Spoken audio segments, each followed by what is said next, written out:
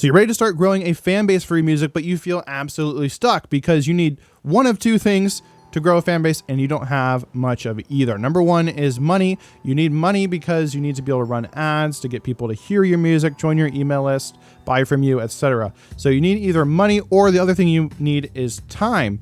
And maybe you have a full-time job, maybe you have a family. I have a family. I have 5 children as well, so I'm very busy. I don't have a lot of time, so I totally understand that. And I don't really have a huge disposable income either, just saying. So if you don't have a lot of time, then you can't do the things like creating a bunch of social media content or reaching out to tons of people, which takes gobs of time to generate any kind of progress. So what do you do if you don't have a lot of time and you don't have a lot of money? Are you just doomed? Is it just impossible to grow a fan base? Not at all. In this video, I'm going to share with you the minimalist approach to actually growing a fan base so you can get traction, you can get fans, and even start to generate a nice side income or even full-time income from your music using this method. Hi, I'm Reagan Ram with Orpheus Audio Academy, helping you make better music and grow a fan base online. All you want to do is you need to have a very small budget to get started, maybe $100 to $300 a month. And then you just need to be able to post on social media like a few times a month or a few times a week, depending on how much time you have. So this hopefully is doable for you.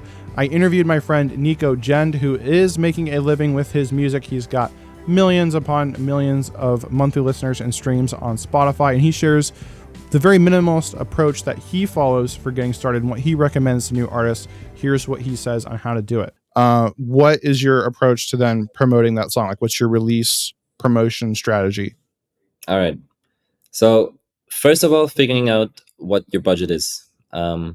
With my strategy, it involves meta ads heavily. So I would try and have at least $200-300 as a budget ready before the release to put in there. It is possible to do with less, but for reasons that I will go into now, it really kind of hinders you to really optimize your ads if you don't have a certain budget.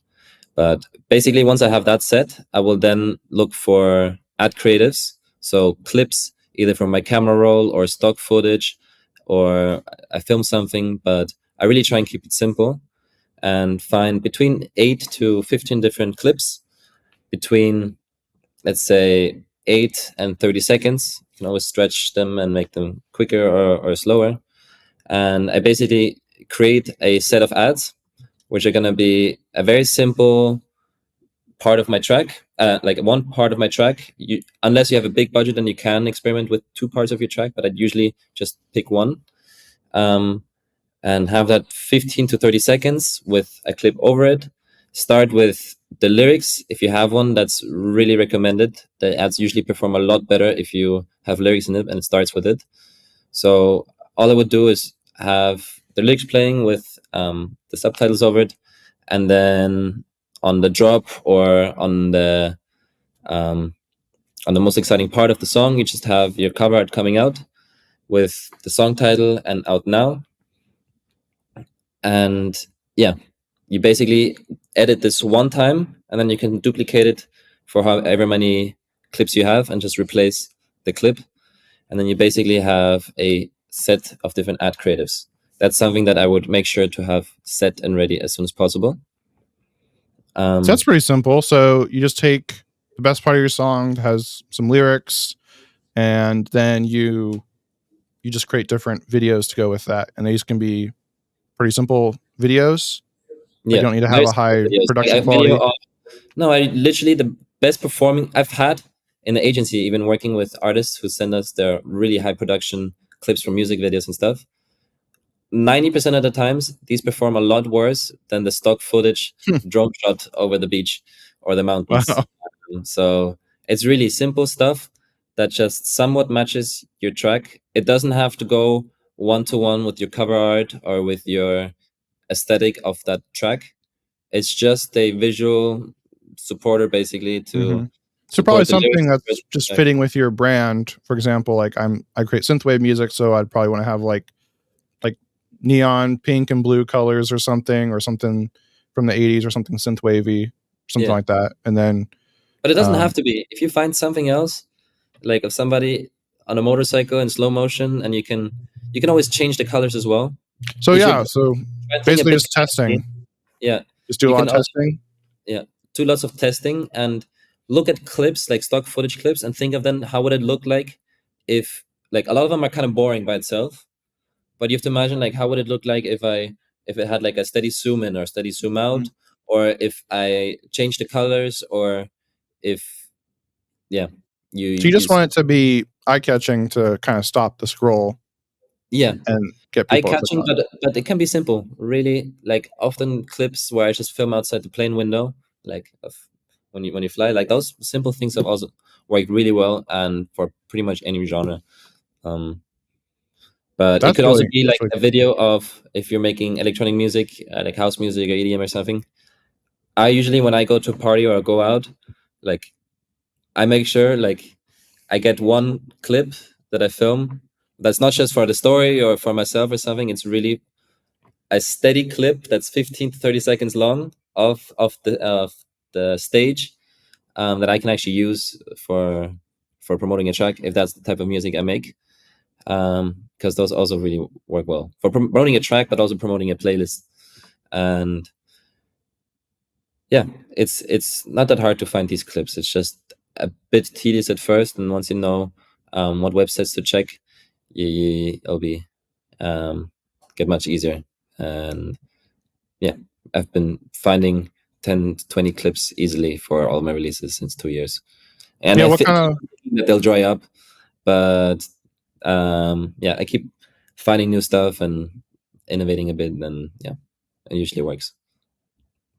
That's really cool. That's so easy. That's so exciting. Yeah, Yeah. like what kind of But that's platforms do you use? Because I know like I've found like stock video clips that are like free to use on pexels.com, I think is yeah, what it is. Is that yeah, I what also you use? use Pexels. Yeah, Okay. Pexels and ArtGrid. Pexels is free, ArtGrid is paid, but they're both pretty well. Um, and yeah, that's what I do in terms of video editing and creating the ads. In terms of social media, Hey, if you've gotten value from this video so far, go ahead and hit that like button. And I also want to give you a free gift. Another big part of Nico's strategy is Spotify playlist promotion and getting his music onto playlists.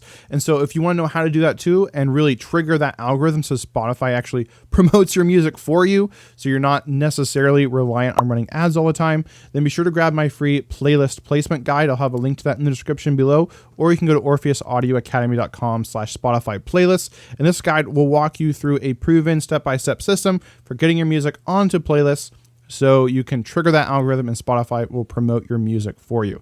So grab that. It's completely I have a very minimal approach where I just make sure a week before, at least I announce my track, like, hey, in a week I have my track coming out.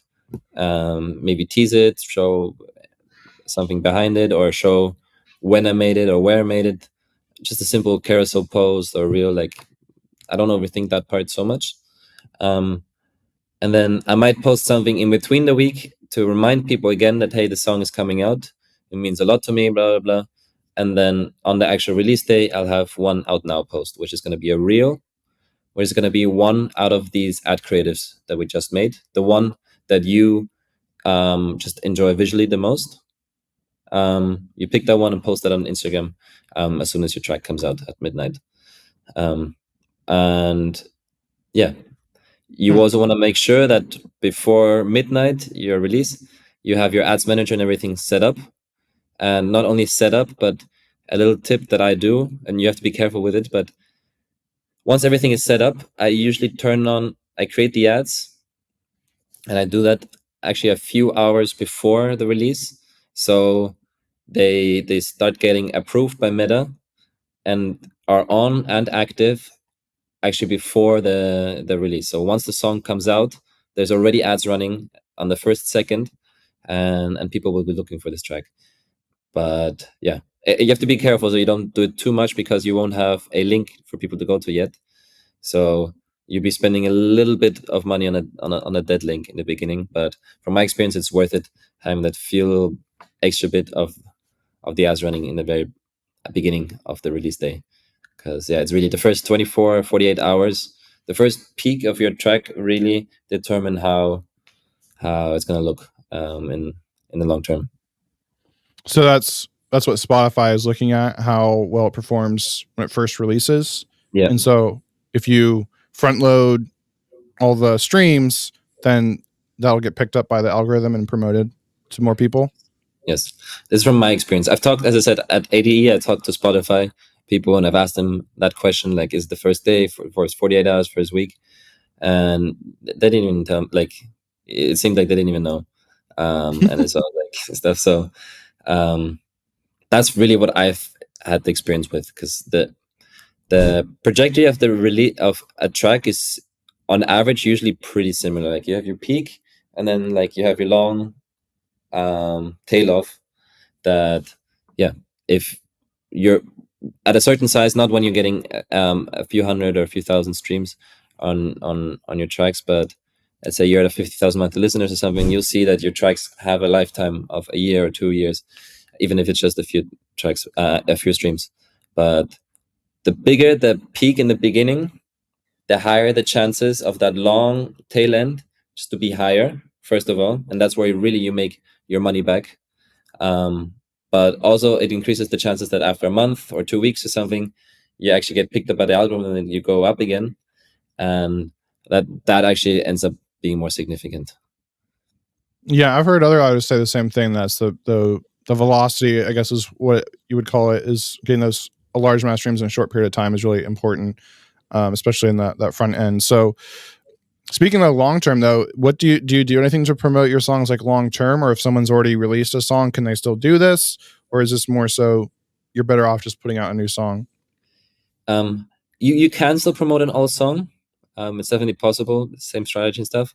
The thing is, you don't have that initial release status on your track, so it's harder to get the algorithm going there. And in my experience, it's usually better just to put your budget in a new release and focus there. If you have a track though that you really think deserves a new chance, then I think it's definitely possible doing that. Like I have 2 tracks now that I'm still promoting and they're a year old, like I said. But you usually see more of an impact with your money spent if it's in the beginning of a release. Like as I said, in the first few days, you'll see more of an impact long term with your money spent than if you do that with a track that's already been out. Okay, yeah, that makes sense, because I guess the Spotify algorithms more has its ears perked up, I guess, if it's a new release and they're more paying attention to And it. you're But giving it fresh data with a new release, and you right. add, if the ads and stuff are well, if they're done well, then like all the data Spotify has on that track kind of matches and aligns. If you have a track that's older, it might be different, different listening to what the ads would be, and also mainly it's that it's not a new release anymore. It's really Okay. Spotify like pushing out new releases more than older ones. All right. So the main thing you're doing is you're running the ads. You're doing very minimal social media. So you're just posting, what, like once a week or a couple times a month? Like for a release, I would post 2 to 3 things. Okay, 2 to 3 things per release. Yeah, and then you're releasing stories, just reminding people, or right. And so then you're releasing a song every 4 to 6 weeks? Exactly. Yep. Preferably every 4 to 6 weeks. So then when you don't have a release, are you still posting, or are you just kind of me personally, not so much. When I don't have to, I don't really post. Mm-hmm. So I might post like something about a trip, or if I have a gig, but yeah, usually not. Usually I just post 1 or 2 weeks before the release, and then like a week after the release, I might post something a week after, something like a thank you for the support. And that's pretty much it in terms of social media. I think that's what I do. And yeah, that's those things. And then if the budget allows, I would also submit my song into like Submit Hub, and maybe spend $50 there to get my music into some playlists from the get-go as well.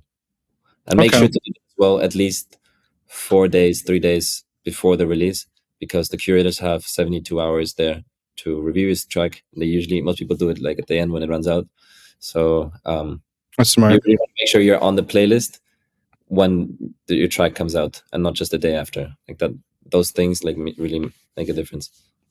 Okay, and then let's submit. But so if it's not already out yet, do you just like give them a link that's not on Spotify, and then you give them the just link an to MP3. Spotify? You can upload Okay, the MP3. interesting. So would you probably like split it like 80-20, like 80% goes to ads, and then like 20% of your budget goes to like the Mm, more like 10%. Okay. All right. If you're ready to take action from this and actually start promoting your music, building your fan base, and actually going full time and making a living from your music, then you absolutely need to grab Nico's book, The Independent Artist Blueprint. Just go to orpheusaudioacademy.com/gend and you put in my code Reagan10 at checkout so you can be sure to get 10% off. And this book is absolutely amazing. I've read it myself. It's incredible. It's generated over 500 million streams for their students. This is everything you need to know to actually make a living from your music. So go ahead and grab that now. And if you want to see the full interview I did with Nico that this little clip was taken from, then click the video in the box on the screen right now, and I'll see you over there.